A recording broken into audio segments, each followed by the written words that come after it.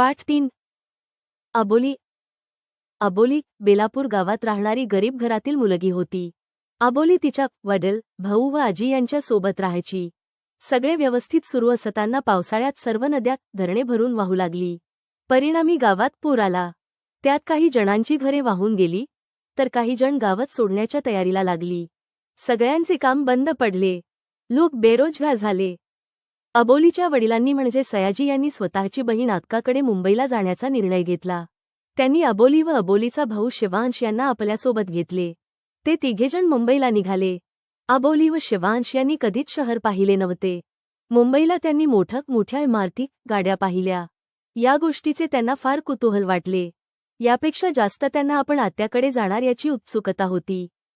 मुंबईला पोहोचल्यावर सयाजी मुलांना घेऊन अक्काकडे गेला, पण त्यांचे दुर्दैव असे की अक्का नवीन घरात राहायला गेल्याचे समजले.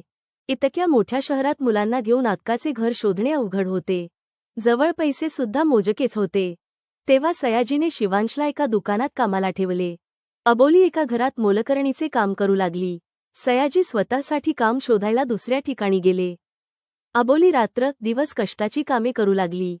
तिला शिवांश व वडिलांची आठवण येत असे व काळजीही वाटत असे. अबोलीची मालकीण अबोलीकडून खूप काम करून घेत असे. स्वयंपाक, धुणी, भांडी, केरकचरा काढणे, पाणी भरणे इत्यादी.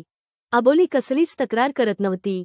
अबोली पाणी भरायला नळावर जायची. त्या ठिकाणी अबोलीप्रमाणेच बऱ्याच मुली वेगवेगळ्या घरात काम करायच्या. त्यांच्याबरोबर अबोलीची मैत्री झाली. अंजू, सीता, तारा, रेखा, मेघा या सगळ्या अबोलीच्या मैत्रिणी झाल्या. अबोलीच्या घरी आलेल्या वर्तमानपत्रात तिला एक जाहिरातीचा कागद सापडतो. त्यामध्ये मोफत क्लासेसची माहिती होती.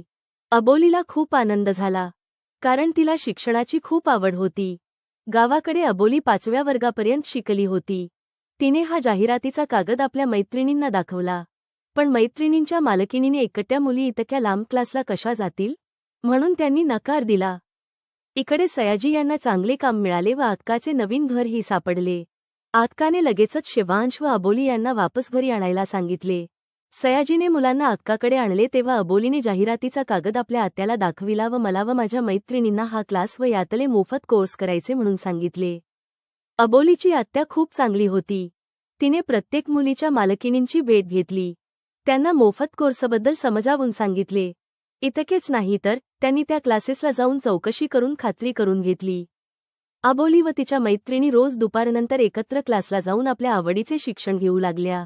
रेखा व अंजू शिवणकाम शिकू लागल्या, तर अबोली, सीता, तारा इंग्रजी शिकायला लागल्या. मेघाला रांगोळी काढणे व त्यात आवडीची रंगसंगती करायला आवडू लागले. बघता बघता 6 महिने झाले. सयाजी यांनी कामातून बरेच पैसे कमावले.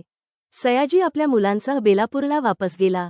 बेलापूरला गेल्यावरही अबोली तिच्या मैत्रिणीसोबत पत्राच्या माध्यमातून संपर्कात होती. तिच्या सगळ्या मैत्रिणी अबोलीची आठवण काढत होत्या.